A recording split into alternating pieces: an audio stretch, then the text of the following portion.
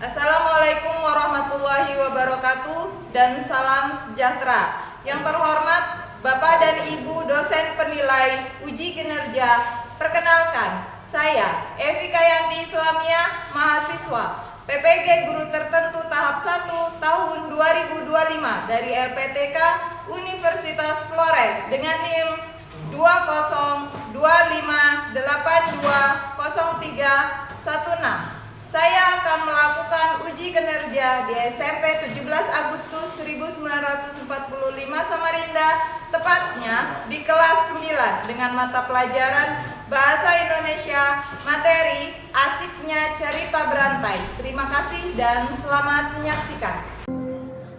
Assalamualaikum warahmatullahi wabarakatuh. Waalaikumsalam warahmatullahi wabarakatuh. Selamat pagi semuanya. Pagi. Bagaimana kabar kalian hari ini? Baik. Karena kita akan mulai pelajaran Bahasa Indonesia, lebih baik kita mengawalinya dengan berdoa. Silakan Alfa pimpin teman-temannya untuk berdoa. Berapi. Sebelum kita mulai pembelajaran ini, mari kita berdoa menurut agama dan keyakinan kita masing-masing. Berdoa mulai.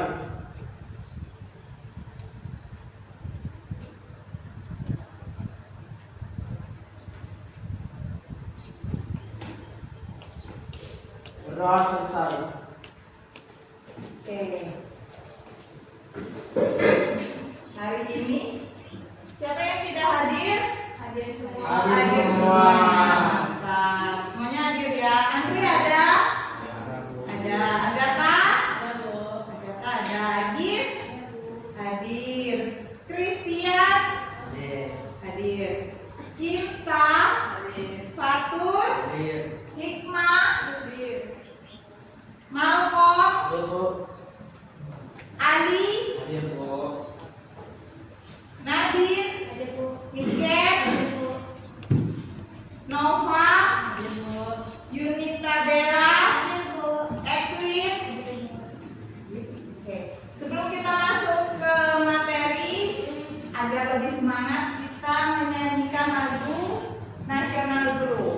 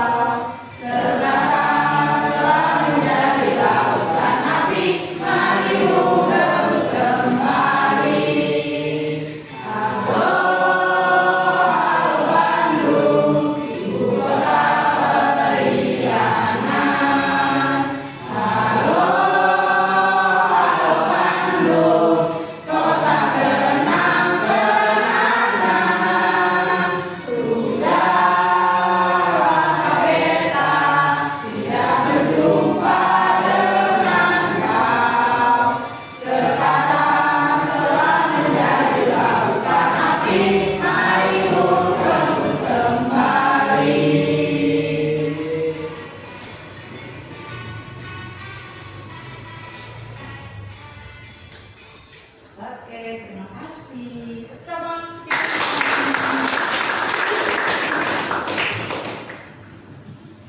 Sebelum kita masuk ke materi selanjutnya, kemarin masih ingat tidak kita membahas materi tentang apa? Tentang struktur cerita. Struktur cerita dibagi menjadi berapa? Ada 5. Apa aja? Orientasi, rangkaian peristiwa, terus komplikasi, resolusi, dan yang terakhir koda. Karena kemarin kita telah menyelesaikan tentang struktur cerita,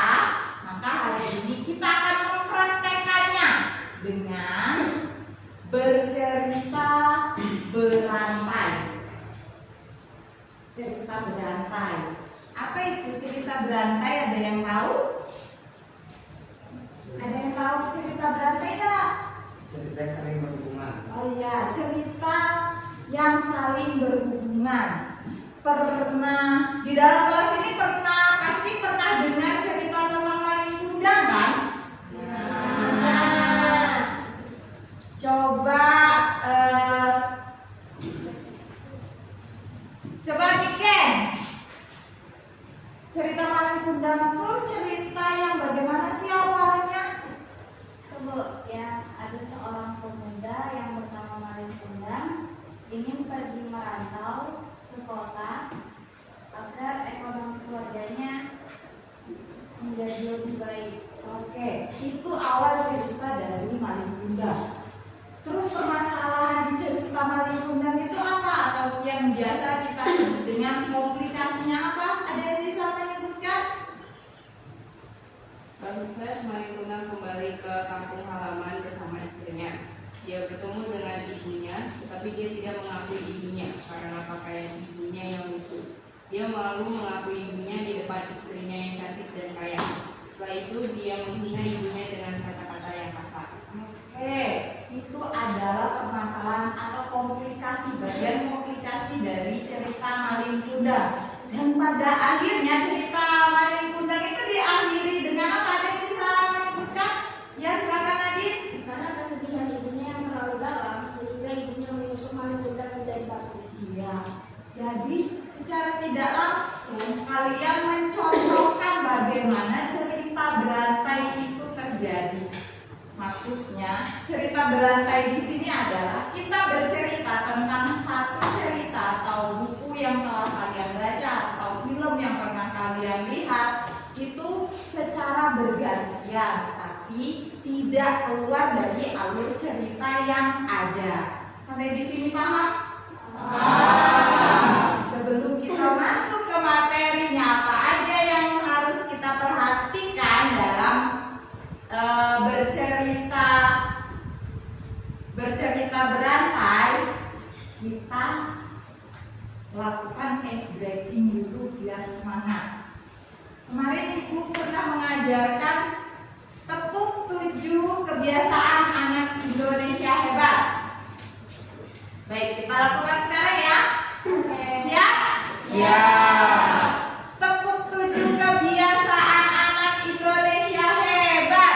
Bangun pagi beribadah olahraga. Depan belajar makan sehat dan bergizi. Ayo bermasyarakat, tak lupa istirahat. Aku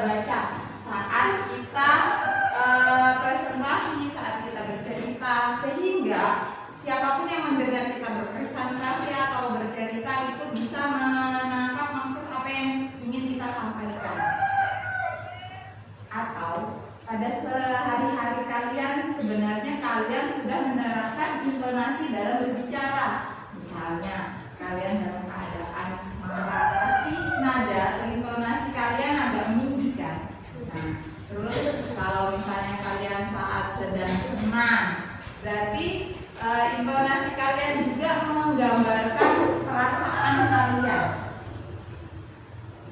Lalu selanjutnya apa lagi yang harus kita perhatikan selain intonasi? Yang kedua adalah mimik. Mimik. Aduh, siapa yang tahu di sini mimik itu bagaimana? Yali. Mimik adalah ekspresi wajah saat bercerita. Ekspresi wajah. Jadi kalau misalnya kalian nih lagi cerita sama teman-teman, nah gimana sih caranya agar teman-teman kalian saat kalian ajak bercerita itu fokus mendengarkan kalian? Kalian pasti ceritanya lebih antusias, menggunakan ekspresi, menggunakan nada bicara yang bagus, sehingga teman-teman kalian mendengarkan kalian bercerita secara utuh. Itu yang dimaksud dengan mimik. Mimik itu bukan kayak mimik susu ya. Nah, itu beda lagi. Kalau mimik susu itu beda lagi. Selanjutnya, yang terakhir yang harus diperhatikan dalam bercerita adalah artikulasi. Apa itu artikulasi? Kejelasan dalam berbicara atau berucap. Nah, artikulasi sendiri itu melatih pendengaran sehingga kalimat apa yang kalian sampaikan itu nanti sampainya ke pendengar ya kalimat yang sama. Misalnya, Ibu bilang hari ini saya sarapan roti. Apa yang Ibu bilang? Hari ini saya sarapan roti. Oke, coba Bella ucapkan satu kalimat nanti akan diulang oleh Agisna. Aku ingin bermain. Apa Agis? Aku ingin bermain. Iya, itu contoh artikulasi. Jadi pengucapannya harus jelas. Kata-kata yang kalian keluarkan atau kalian ucapkan itu harus jelas. Sehingga maksud yang ingin kalian sampaikan itu sampai pada pendengarnya. Oke. Sekarang kemarin sebelum kita mengakhiri pelajaran sudah membentuk kelompok kan? Membentuk kelompok. Sudah menentukan buku apa yang akan kalian gunakan untuk presentasi cerita berantai? Kelompoknya ada berapa kelompok? Kelompok satu yang mana? Kelompok satu. Kelompok satu kelompoknya Nadine. Kelompok Nadine bawa buku apa hari ini? Kisah anak buaya. Kisah anak buaya. Kelompok dua yang mana? Ya, kelompoknya si Dore. Kelompok Dore bawa buku apa hari ini? Bangau yang licik. Bangau yang licik. Kelompok tiga? Kelompok tiga bawa buku apa Christian? Jaga itu. Jaka Buduk. Oke, Ibu kasih waktu 20 menit untuk membaca, 10 menit untuk mengerjakan. Membaca kenapa lama? Karena membacanya satu buku bergantian ya. Ya, Bu. Nah, lalu kalian tentukan mana yang bagian orientasi, mana bagian rangkaian peristiwa, mana bagian komplikasi, dan mana bagian resolusi, serta tentukan koda. Apa itu koda? Pesan yang ingin disampaikan dari cerita tersebut.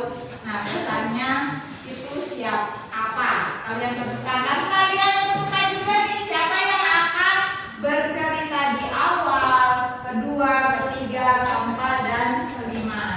Jika ada yang belum jelas, silahkan tanyakan nanti ya. Sambil mengerjakan, Ibu kasih contoh dari bagaimana sih caranya bercerita berantai itu, melakukan cerita berantai.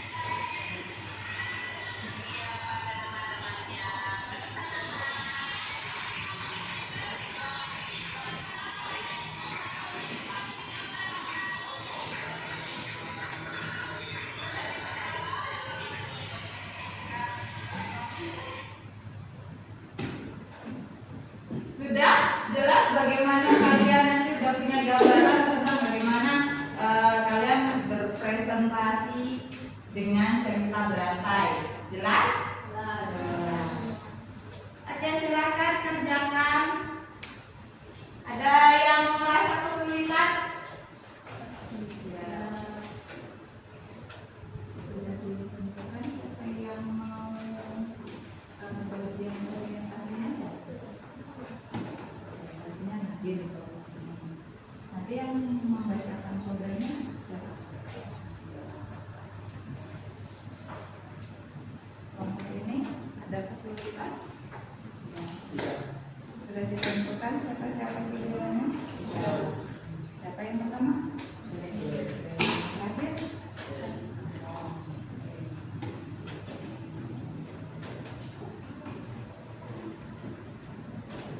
Ini siapa yang pertama? Nah, yang terakhir? Sudah memperhatikan mana yang sudah selesai baca belum? Semuanya? Sudah. Ceritanya bagus nak?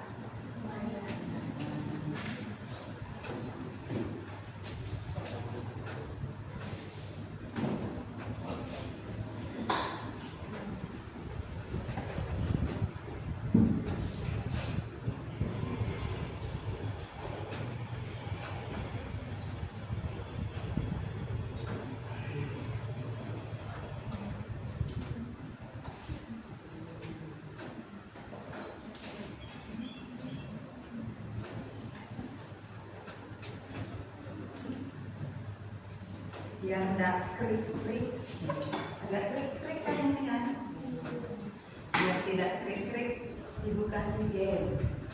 Nah, oke? Jadi kita akan mensimulasi sambung cerita. Pikirkan satu kalimat, kalian harus melanjutkan cerita yang ibu buat pada awalnya, sehingga cerita kita akan menjadi cerita yang utuh, yang bagus tentunya ya. Misalnya ibu awali cerita dengan ada nenek tua di hutan hidup sebatang kara.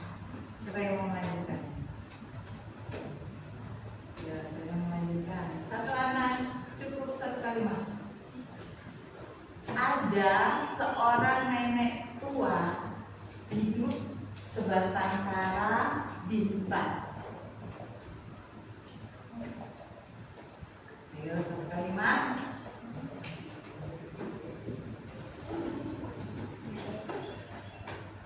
Ya, siapa?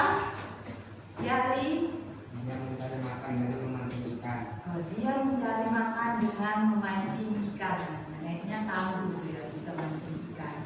Lalu ada apa lagi?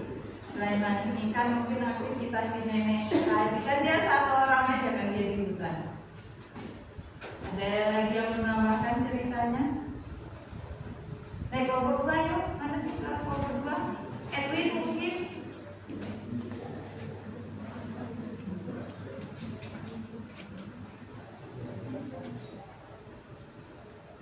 Ayo Tian.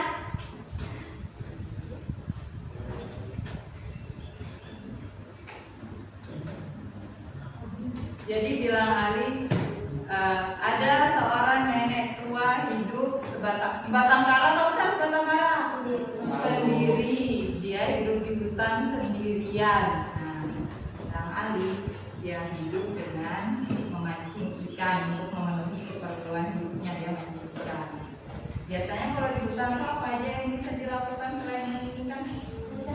Nah, bisa juga dan selain memancing ikan, mungkin nenek tadi mencari kayu bakar untuk dijual. Kan makan bisa pakai kayu bakar kan, masaknya ikan kalau dia ada kayu bakarnya bagaimana?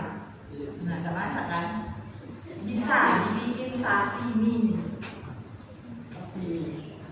Tahu nggak sashimi? Apa? Apa? Ikan mentah. Sashimi itu berasal dari mana? Jepang. Sashimi-nya Indonesia ada nggak?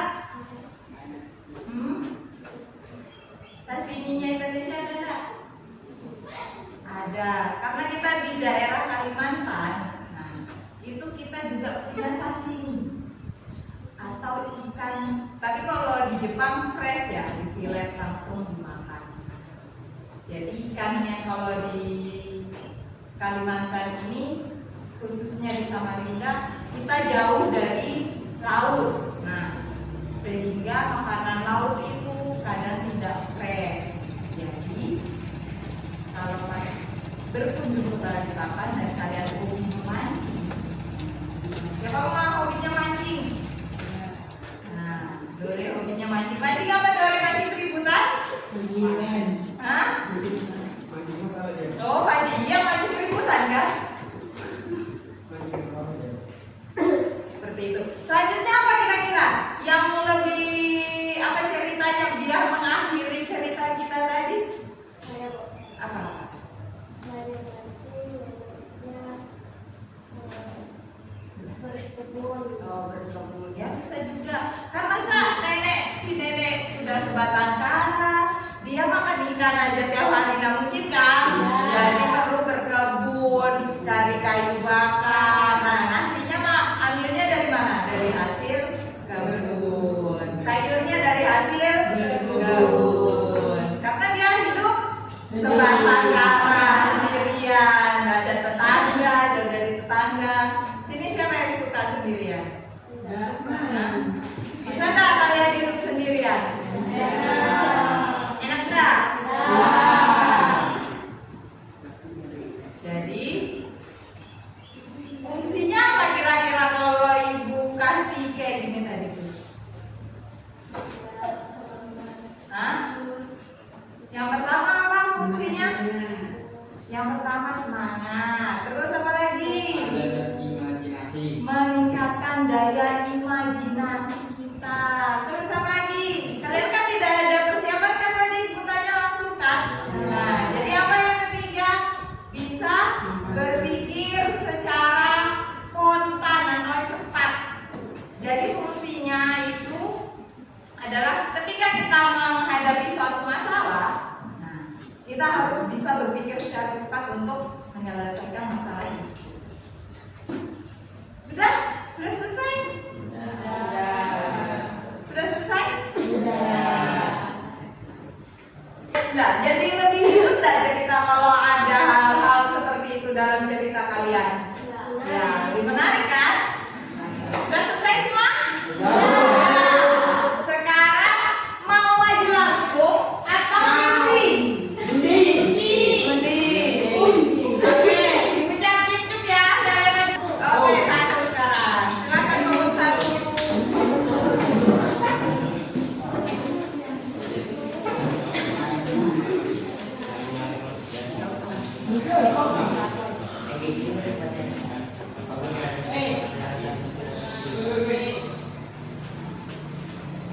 Cerita tentang kisah seekor anak buaya. Dahulu kala ada seorang pemuda bernama Hasan. Dia adalah pemuda yang aneh. Dia gemar bertapa dan mencari hiburan. Karena merasa sakit, dia menjadi sombong. Kalau ia membenci seseorang, orang itu dibuatnya sakit. Tidak heran, semua orang menjauhinya. Dan setelah dewasa, dia menyukai gadis bernama Lucy. Lalu mereka melakukan pernikahan. Kalau Lucy tidak menyukainya, namun takut menolaknya. Setelah perkawinan berlangsung, Lucy selalu murung dan sedih. Selain itu, ia juga merasa takut dan kesepian. Ia juga dilarang menyentuh benda-benda keramat milik suaminya. Waktu terus berjalan. Lucy mengandung. Ia tak lagi diajak suaminya ke ladang dan dilarang naik ke loteng rumahnya. Karena diliputi rasa penasaran yang sangat besar, Jadi Lucy sangat ingin menengok loteng. Jangan-jangan suaminya menyimpan harta benda yang berharga. Sehingga Siti Lucy sangat nekat naik ke loteng untuk melihat apa yang ada di dalamnya. Ternyata ia hanya menemukan sebuah patung kulit buaya yang terbuat dari kayu. Siti Lucy sangat menyesal serta Dia merasa takut karena dia telah melanggar pantangan. Namun dia tak berani mengakuinya. Pada waktu suatu hari, Yitimusi tiba-tiba jatuh sakit dan malamnya melahirkan. Namun itu sang suami sangat kaget ketika yang dilahirkan oleh istrinya adalah seekor anak buaya. Buaya itu terus menjerit. Lalu itu memasukkannya ke baskom yang berisi air. Anehnya, anak buaya itu sangat senang berenang di dalam air. Berita itu segera tersebar sehingga orang-orang datang untuk menengok kejadian yang aneh itu. Dan saat itu ibu mulai sadar. Dia menyesal telah mengalung-alungkan kesaktiannya. Kini ia menerima akibatnya. 10 patung buaya dibuat untuk mencelakakan orang lain. Namun patung itu kini membuatnya celaka. Lalu ia menghubungi semua penduduk desa untuk meminta maaf. Dari cerita ini dapat disimpulkan bahwa kita tidak boleh sombong atas apa yang kita miliki, karena kesombongan itu akan merugikan diri kita sendiri. Oke, terima kasih. Apakah sudah lebih baik? Sudah. Sudah. Terima kasih kelompok 1.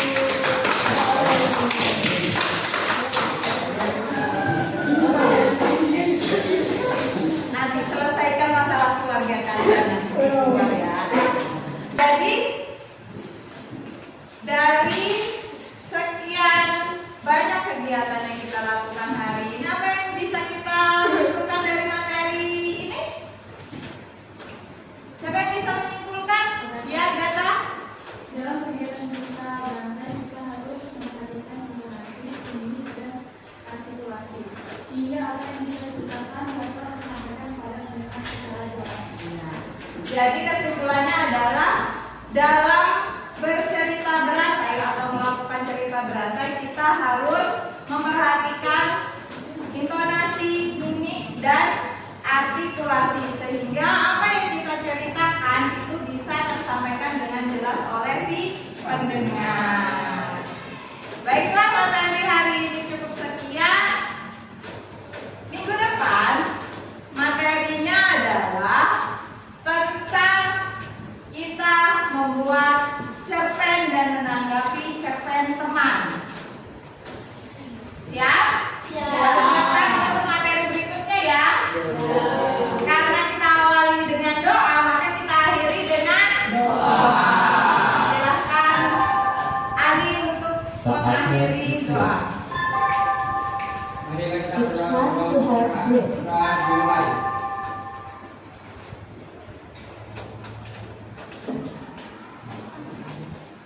Berdoa selesai.